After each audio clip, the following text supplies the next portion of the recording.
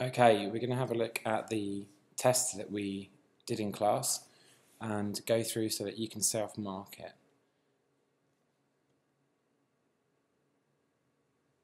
So the first part of the test just introduces you to the task and allows you to add some information in here. So the volume that we needed the Benedict solution should be the same as or more than the glucose that you're testing here, or the solution you're testing. So we're going to add in 4 here, okay, and that was 1 mark.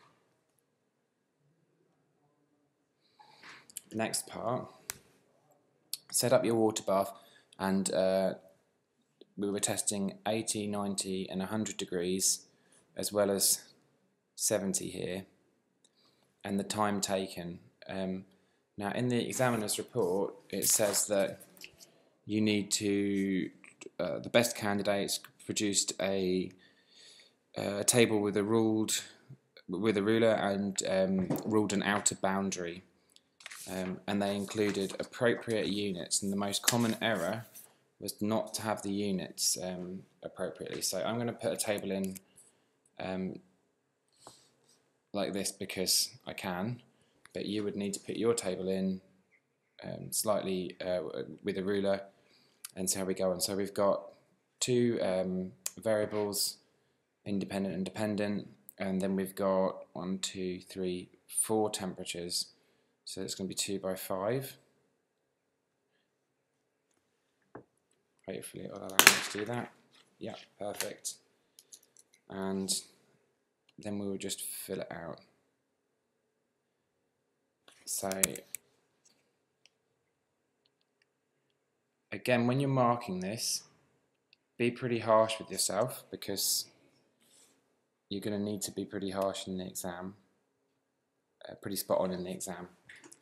So here we're going to have temperature,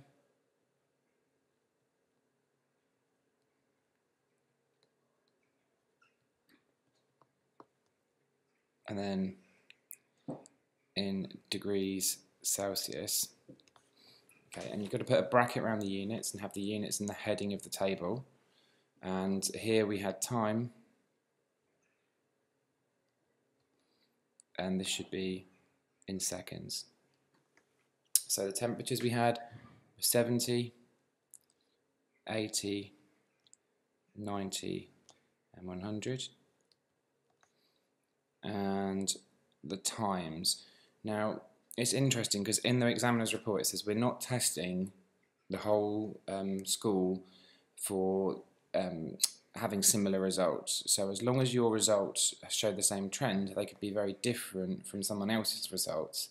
So this is what I was trying to say to you in the lesson, whereby you're picking a colour change point. That point could be different for each one of you, but you get the marks for having the correct trend. Now I've not got the data with me right now, so I'm just going to make up some data here, but as long as your trend goes slow, faster, faster again and fastest, you will get the marks. So I'm going to say this took, I don't know, 50 seconds, this took 45 seconds, this took 20 seconds, and this took 5 seconds. It says to record your results to the nearest second. So any points here, any like 50.0, 50.24, you would lose the marks for this table. So there's 2 marks, and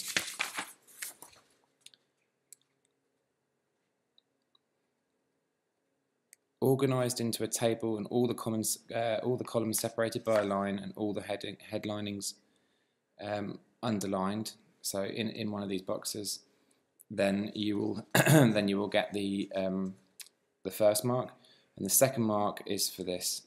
So yes, it's in a box, and yes, I've got the headings with the correct units. Okay, last bit here. State whether your results support the above hypothesis. The time taken for the Benedict solution to show the first appearance of colour will change. Colour change will decrease as temperature increases. Do they support the hypothesis? Yes, they're definitely decreasing. And how are we going to explain this? Well, we can say that the lowest temperature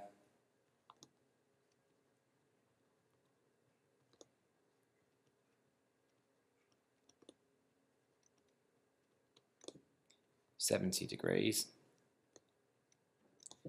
shows the longest time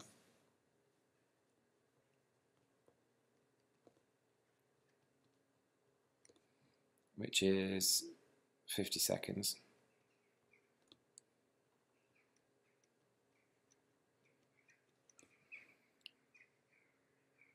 Then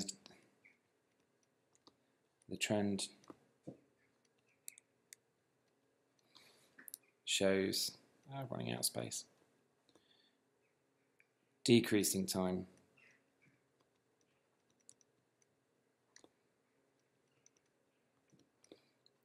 with increasing temperature.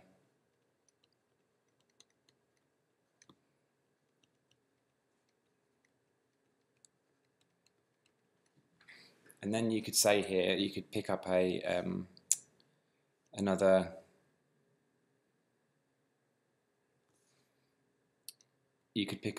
piece of data here. So you could say at 100 degrees we had 5 seconds. I've just not got room to write it in here.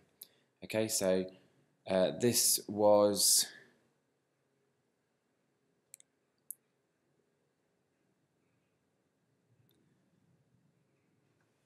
two marks again, and you had 1 mark for having the yes, it does, and then 1 mark, but that mark had to be linked to some kind of explanation.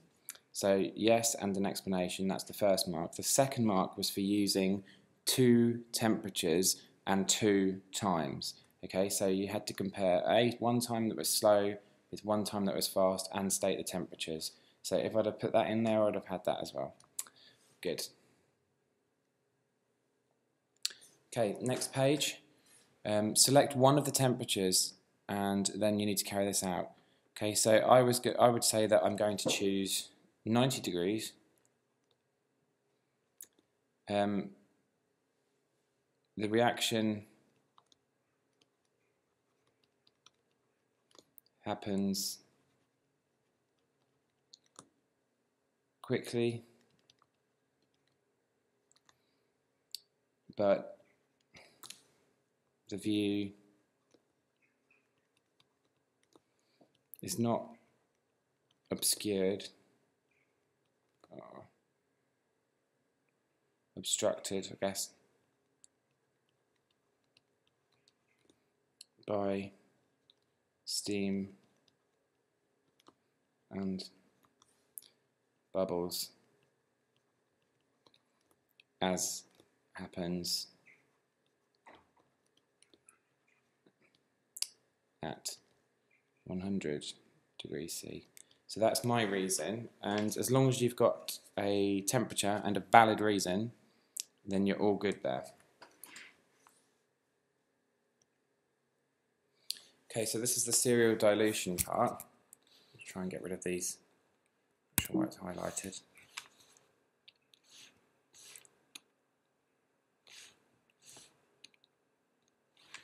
Okay, so in the serial dilution section, you have to show that you've got a dilution progressing here. So you've got 30 centimeters cubed of 4% here, and in your sheet it says that you need to, you will require 15 centimeters cubed in total of each of these concentrations. So you can take 15 mil out of here and be left with 15 in here, and you've still got enough left of G. So what we're doing is we're taking the 4% solution, we're taking half of it, and then we're diluting it by half. So that gives us a 2% glucose solution. So then we need to draw our arrows in, and I would use a pencil for this, showing that we're going to take some from here, and we're going to add some more water here. So 15 centimeters cubed of distilled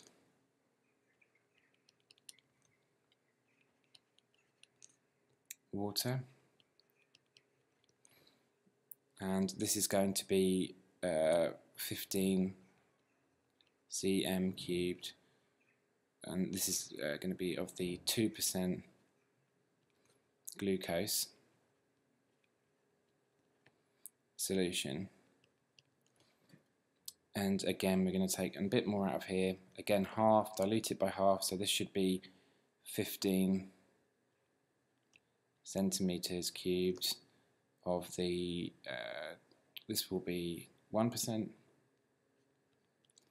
glucose solution, and we're going to need to add 15 centimeters cubed of distilled water as well. Now, the examiner's report says that everyone forgot to write this in, and this dropped marks, okay? So you need to just write what it says here again. So we've got 30 centimeters cubed of 2% glucose solution, G. Now we're going to have 30 cm cubed of 1% glucose solution, and then literally copy it, G, and here 30 centimeters cubed of 0.5% glucose solution, G. Okay, so looking at the marks for this, you had 1 mark for showing the transfer of 15 centimeters cubed and adding 15 centimeters cubed of distilled water, and then 1 mark for getting your 1% and 0.5%. That's what it says in the mark scheme, but the benefit of reading the examiner's report is that it states clearly that you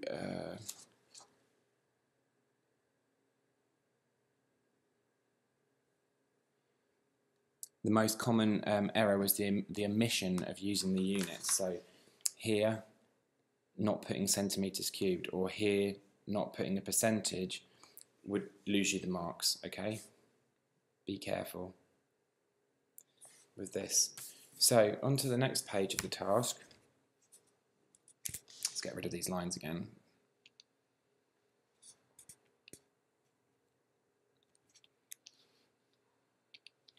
Try and make my pen a bit thinner as well.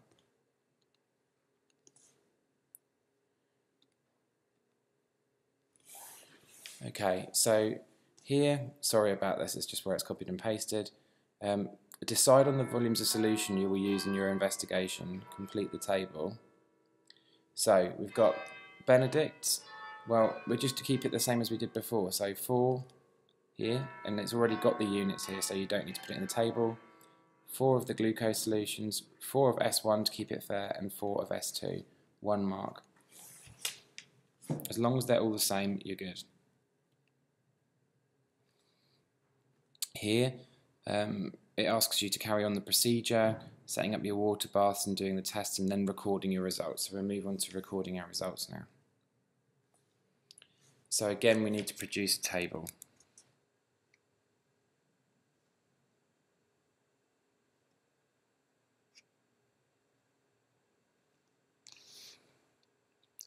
So we're going to have a heading, S1, S2, and how many different volumes, where you've got 4%, 2%, 1%, 0.5%, so that's 4 different glucose concentrations, plus you're going to need an extra column, an extra 2 columns for your unknowns. So you're going to need 6 by 2 in total here. 1, 2, 3, 4, 5. It won't let me add 6 by 2. Brilliant.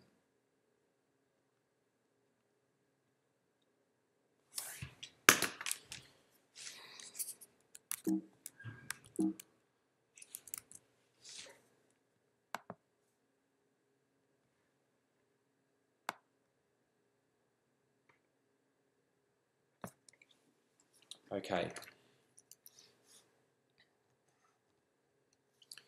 So what are we going to need for our headings here then. So we could have solutions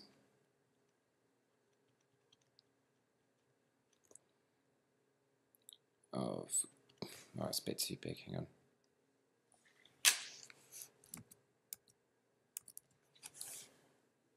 Solutions of glucose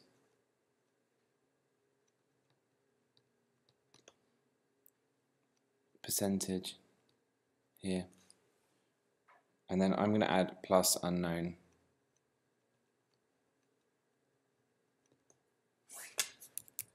Actually, if we leave it at percentage as the units, then we can have our 4%, 2%, 1%, 0.5%. Ah, I've missed a column. Unknown.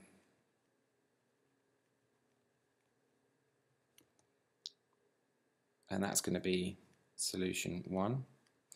And unknown, you'll obviously do this in your table. This will be solution 2.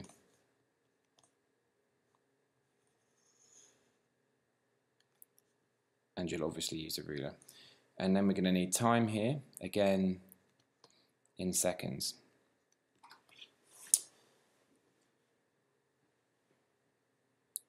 So you put your results in that I sent you through, but I'm going to try and think of some as I haven't got them to hand at the moment. So the general trend should be that the highest concentration of glucose should change quickly. So we will have 30 seconds for this, and then these should get gradually more time here. So 45. Let's make this 63. I don't know, and then 120 here. And then we have 2 unknown solutions. Now, if you hadn't got to this point in the test and you hadn't had time to do it, think about it. Think about your experience you've had before, because you know that that concentration going up should make the time quicker. So you could always just fill this out. You need to make those decisions yourself rather than shoot yourself in the foot by not answering anything. You might have to make the decision that you don't have time to do the experiment, but from your knowledge that you've done before from these tests, you can write down a good educated guess of what the results would be.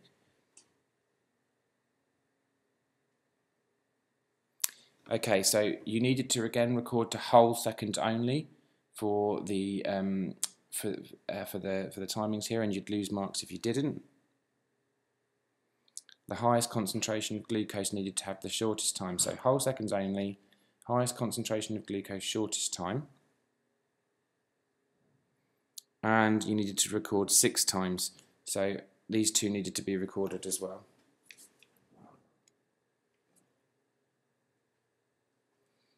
I'm not sure what the results are for these, but I'm going to put down that mine came up as, let's say, 40 for S1 and 90 for S2, and that will help us with the next part of the test.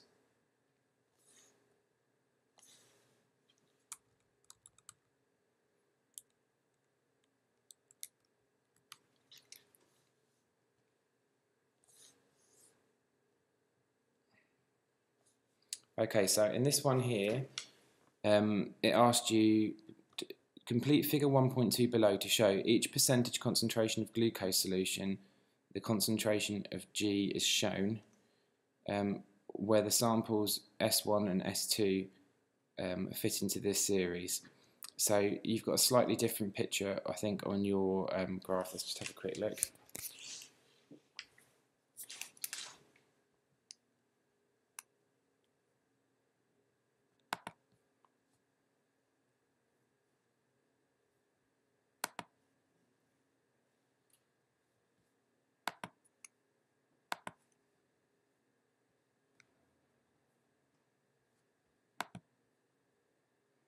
Yeah, so on your one here, you've got G up this end, and you're going to have to add the rest in here. So this is 4, so then this would be 2, 1,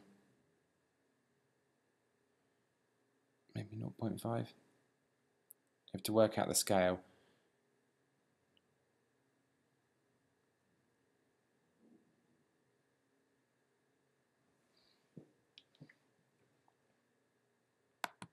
Oh, okay, I get it.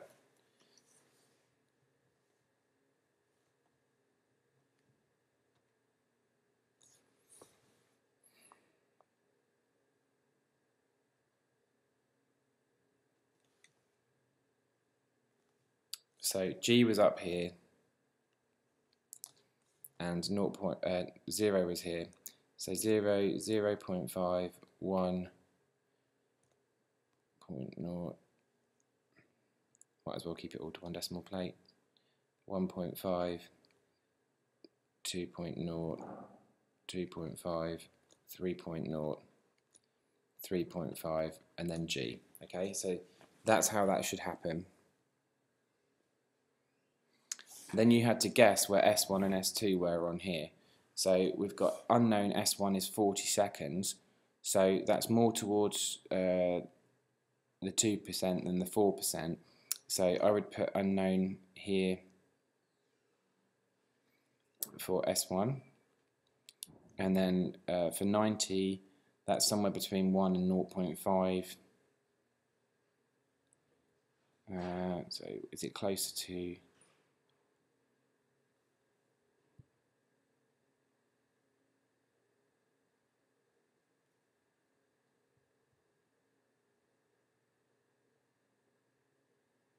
sort of bang in the middle.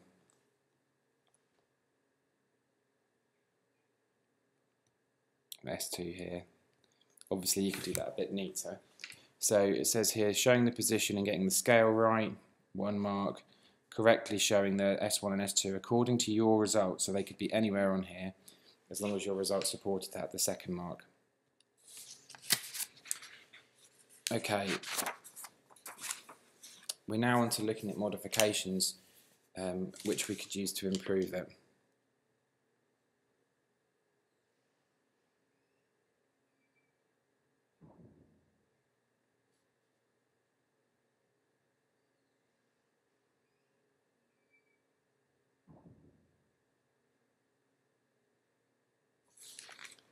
So to improve confidence in your results, as in not accuracy, confidence, what you can do is you could repeat the experiment,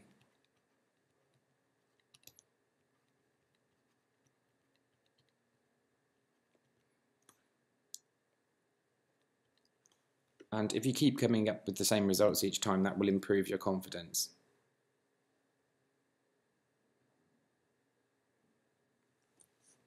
It's a pretty, a lot of exam boards won't give you repeats, but CIE does for this one. The other thing that you could do, which comes up quite often, is to use a narrower range of glucose concentrations, okay? So narrow, or test at more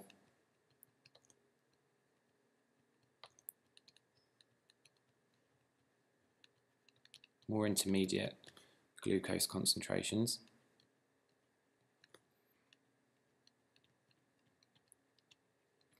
And what that will do, that will allow you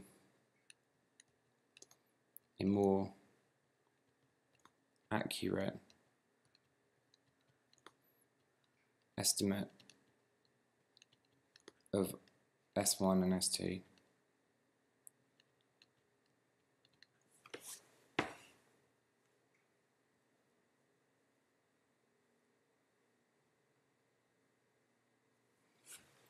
So in the mark scheme, we've got 1 mark for our wider range, or more intermediate glucose concentrations, where we have 1 mark for repeating the experiment. Other marking points here, you could use a white tile or paper to help with the colour change.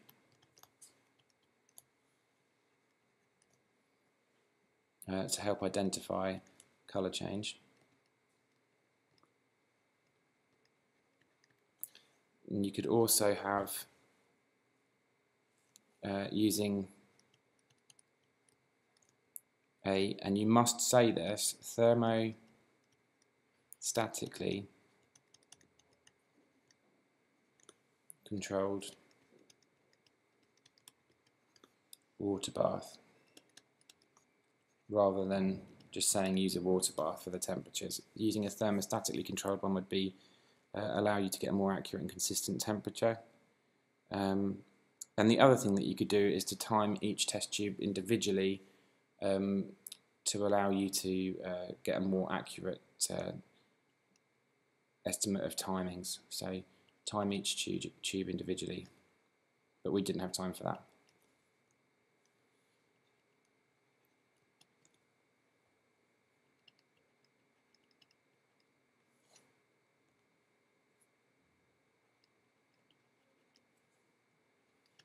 Okay, so there's some things we could do to increase the confidence of our results. Here it says a systematic error occurs when apparatus with scales are used, since the scales may be slightly different. For example, when measuring the same line, two rulers may give different lengths. However, as long as the same ruler is used, the trend is not affected because you have a consistent error.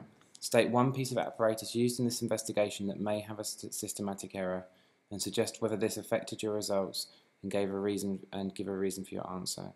So apparatus, I would probably choose the syringe.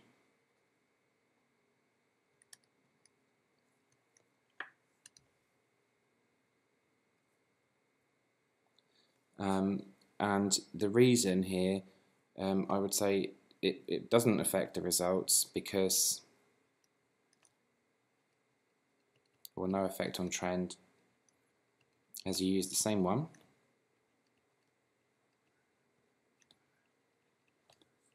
Or obviously you could have the converse argument, you could have does affect the trend, sorry, affect, yeah, the trend, as I use different ones.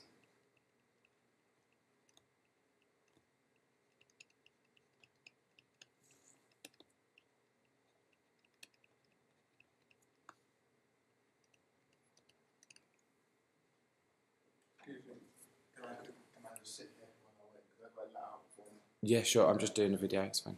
Another thing that you could have here would be the thermometer, and again, just explaining the same sort of points. Did you use the same one or different ones? Or you could use the stop clock. So what I'd like you to do is just finish up, reflect on how you did, and write yourself some targets for next time, please.